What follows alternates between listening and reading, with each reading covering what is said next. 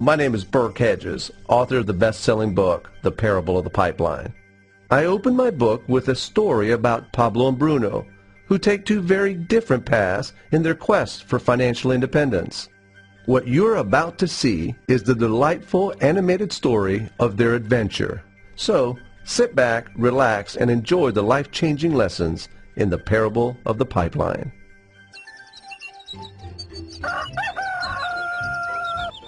Far away, in a small village, near a beautiful valley, lived two friends, Pablo and Bruno.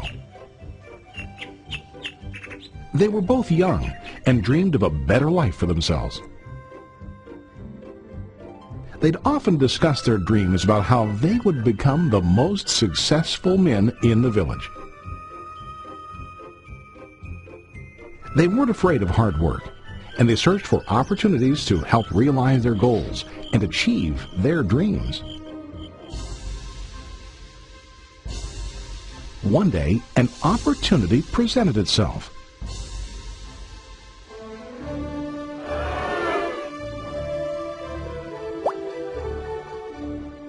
The mayor of the village decided to hire two people to bring water from a spring up on the mountain, across the valley, back down to the village.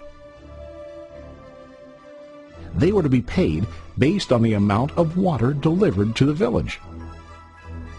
Bruno and Pablo enthusiastically got to work. Every day, from morning till evening, they carried buckets to and from the spring. They worked hard, carrying water to the village. In the evening, they'd return home with their day's wages.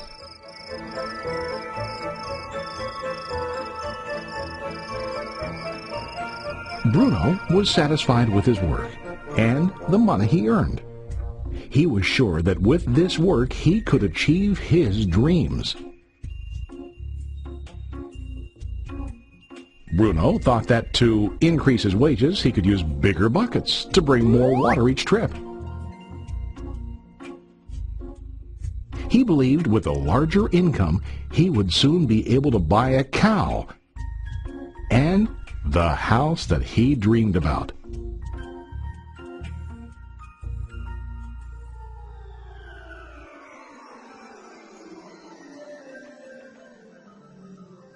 Now Pablo was not satisfied.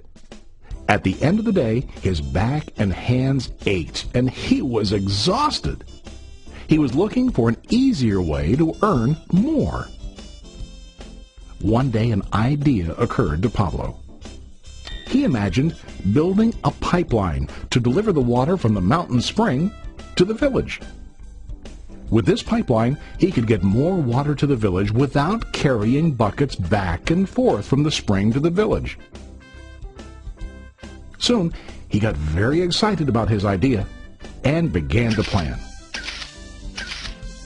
Pablo, of course, shared his idea with his friend Bruno and asked him to join with him to work on and help build the pipeline. Bruno thought the idea was crazy. All Bruno could think about was what his money could buy today and how to get it quicker.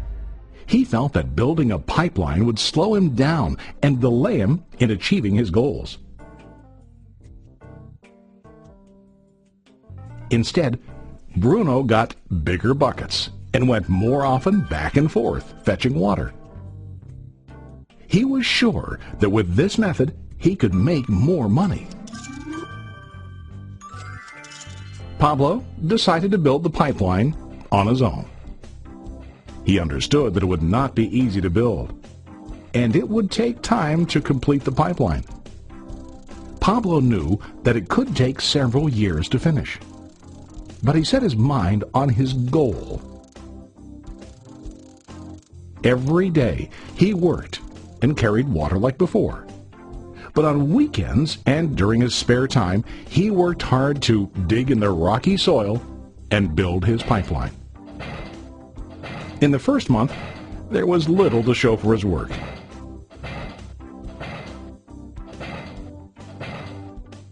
Bruno and the villagers laughed and teased him.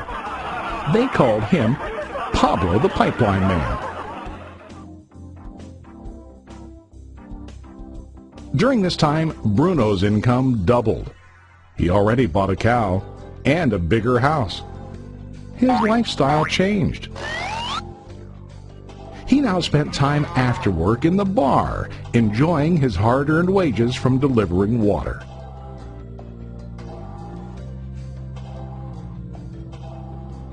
What Bruno didn't realize was that his body was starting to stoop from carrying the heavy buckets every day.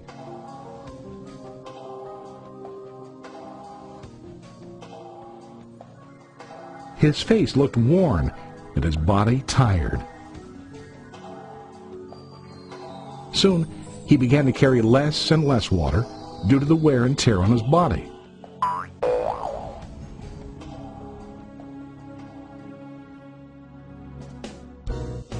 Month after month, Pablo worked. Soon a year passed, and then a second year. Finally, Pablo finished his pipeline.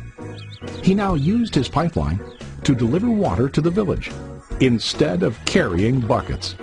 Pablo was now earning more money than ever before. The water continued flowing to the village, while Pablo wasn't working. While he slept and ate, the water flowed. Pablo was happy and proud of his insight, persistence, and hard work. Now his income flowed as long as the water flowed through his pipeline.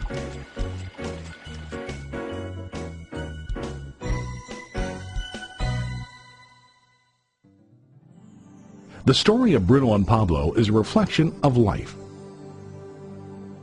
Their jobs symbolize what most people do to earn money. Bruno gets his money using buckets. He goes back and forth, carrying his buckets from the spring to the village in exchange for money. To increase his income, he either has to go more frequently to the spring or to use larger buckets. It's common in real life to increase our income by working harder. For example, working overtime or getting a second job. We also increase the size of our buckets by accepting a higher paying position, which often includes spending more time on the job. Most of us exchange time for money like Bruno. We know that every person has only 24 hours in the day and that it's not possible to use all our time to work. The most difficult time comes when we can no longer exchange time for money due to age, health, or other reasons. Then, our income stops. Now let's review what Pablo did. Very wisely, Pablo did not exchange all of his time for a limited income, but he used some of his time to build a pipeline. He knew that the pipeline would bring ongoing income as long as the water flowed.